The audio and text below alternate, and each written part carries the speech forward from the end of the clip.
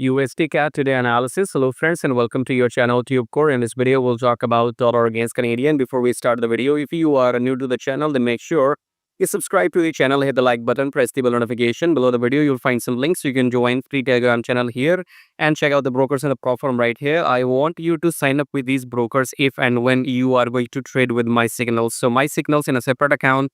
Go and sign up with these. Join Telegram, subscribe, like. It's all for you for free.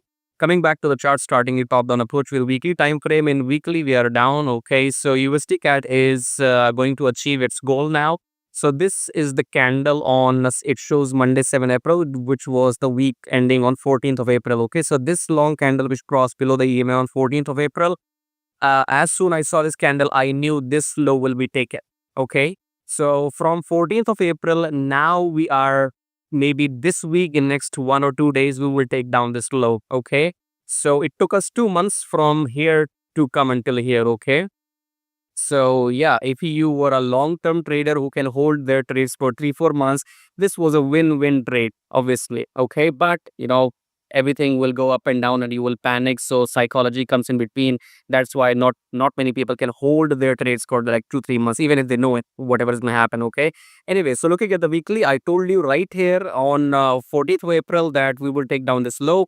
We are about to do that, so we already have achieved until 3583. Okay, coming back to Delhi, in Delhi, we have broken all the previous lows, and now it will take a pullback and then we'll go down again probably, or we'll carry on going, because on Monday the US market closes after this Australian and this Japanese and other markets are already open. Okay, so we might continue going down. Coming back to 4-hour, what should be our entry? So we had been going down, new lows created. Well, to be very technical guides, so you can see here you have to just wait for the pullback. Okay, even though it might continue to going down, you don't know.